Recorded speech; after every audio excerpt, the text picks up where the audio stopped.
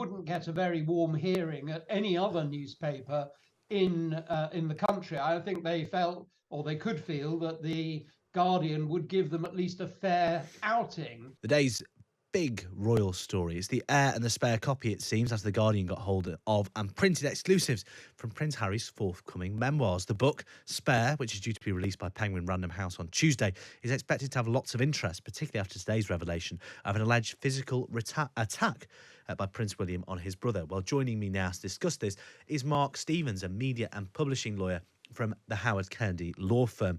Afternoon, Mark. Afternoon, Patrick. I imagine there'll be some fury at Penguin Random House this morning, given they've paid several million quid for the rights to this, have really tried to keep it under wraps, and a copy is leaked to The Guardian, of all places, which is not a paper renowned for its royal coverage. How and why do you think this has happened?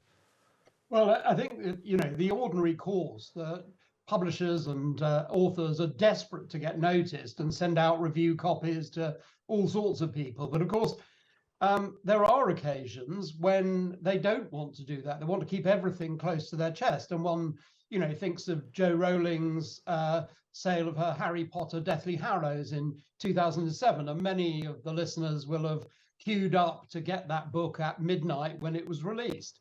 And in those circumstances, you as lawyers go to enormous lengths to ensure that the book doesn't leak. Review copies are not sent out. The copies are very carefully controlled to an elite group of executives and lawyers at the publishing house. And there's never been a leak in those circumstances. And very often, lawyers go and get injunctions to stop that, so that effectively the first 10 million sales of Jo Rowling's Deathly Hallows book, it meant that the story wasn't spoilt for the potential readers. But then on the other hand, you often have a case like this one, I suspect, where you do not want the media to mediate the narrative around the book. We saw what happened with the Netflix documentary and how that was very much front run.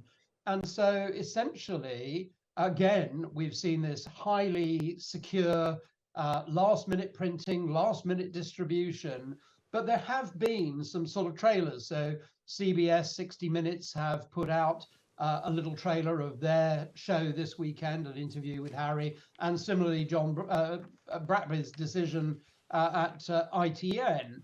And so one has to have a suspicion that this was a planted leak as to curate publicity. I note that it went to the breaking news editor of The Guardian based in New York. So it's an American leak. The information has come from over there.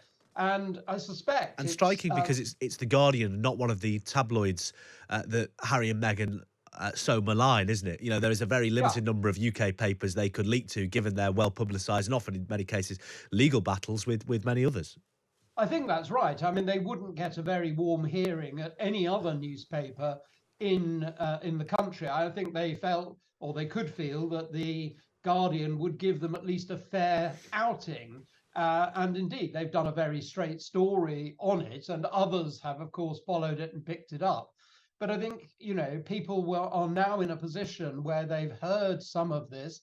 And the question is, will that provoke sales? Will people want to go out and actually read what Harry says in his own words, and to make that judgment that we all made when we watched the Netflix documentary, which I have to say, for me, didn't really measure up to some of the media hype and criticisms of it? Well, it certainly generated a talking point, whoever gave that copy to The Guardian.